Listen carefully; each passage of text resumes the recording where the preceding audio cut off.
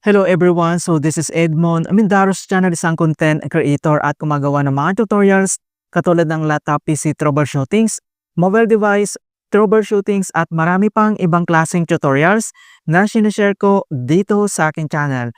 At sa video ito ay pag-uusapan natin at i-guide ko kayo on how to find Shopee Affiliate Program Income Explanations. So dito ay kailangan natin o mahalaga din na kailangan natin tignan yung income explanations natin para at least may details tayo or alam natin kung ano ba yung payment process, yung payment terms, yung validations period, yung payment status, yung bonus at eligible commissions at marami pang iba. Okay, so sa video ito ay tuturo ko sa inyo kung paano ba natin hanapin yan para makita natin at least may idea tayo. Right, so wag na natin patagalin at start na natin. So ang next step ay kailangan mo lang i-open dito yung Shopee app and then click mo lang. So dito lang sa ating Shopee homepage. So dito lang sa bottom right corner ay kailangan mo lang itap dito yung Meta profile. So dito lang sa ating Shopee homepage profile and then next step kailangan mo lang mag-scroll down and dito lang sa more activities at dito lang sa right corner makikita mo dito yung see all, i-click mo lang yan. So dito sa settings ay nabago na po siya dahil nagdagdag na po si Shopee. So ganito na yung format niya, i-tap mo lang dito yung see all and then makita mo dito yung more activities and then kailangan mo lang hanapin dito yung affiliate program.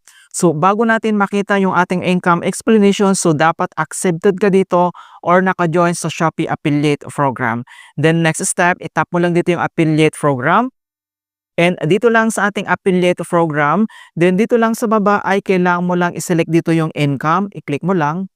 So dito lang sa ating income, so nandito na lahat yung details. So yung sinasabi kong income explanations para makita natin, so dito lang sa top right corner, makikita mo dito yung question mark na icon na yan. So kailangan mo lang yan i-click. And nandito na yung sinasabi ko na explanations of income. So Shopee Affiliates payment process. So mayroon ditong 4 na process yung ating payment para hindi tayo nagtataka kung bakit wala pa yung income natin, wala pa yung ganito. Ang daming question kasi regarding dito sa ating income kapag dito sa ating Shopee Affiliate. So una, nandito yung kanyang payment process. So Shopee will start the validations process on Monday of each week. Upon conversions with completed status, fraud check is included in the process. Ayan. So mababasa mo naman dito sa pinakauna na may validations process siya mag-start on Monday of each week. Okay, the number 2, once validations is done, an approval request will be sent to Shopee team to the final check on validations results. So once approved, the amount will be shown. Ayan, so napakahigpit din si Shopee regarding dito sa income. So binabalidate talagang mabuti kung tama yung mapupunta sa atin na commissions. Alright, yung number 3, Shopee team will make payment to your bank account or Shopee Pay account. So mostly naman napupunta dun sa ating Shopee Pay account or yung ating bank account na na-provide dito. And then yung last, make sure to complete your payment informations and process required receipt so Shopee team can process your payment. Okay, so dito naman, so we only provide payment data for the last 12 months. For further inquiries, nandito naman yung kanyang email. Pwede kang mag-email dito kung nagkakaproblema ka sa iyong income. Then next, dito na tayo sa explanations of payment terms. So nandito yung kanyang validations period, yung total payment amount. So nandito naman, so total amount to be paid in this validation cycle after tax calculations.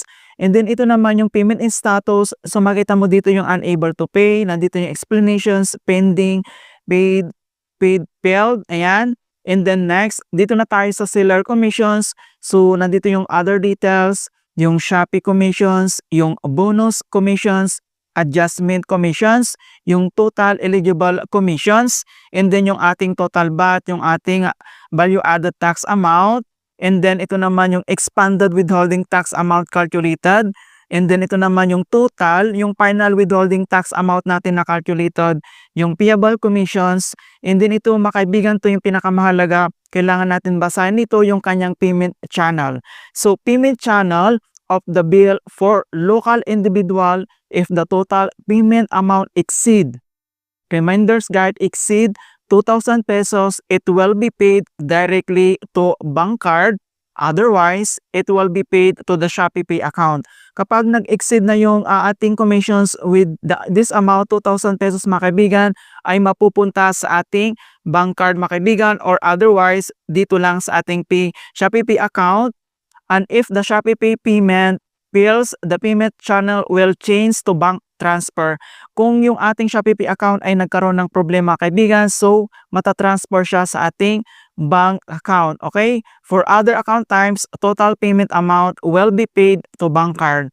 So unless there are special circumstances where the payment account is not available, then the Shopee team will contact to you to pay the bill. Alright?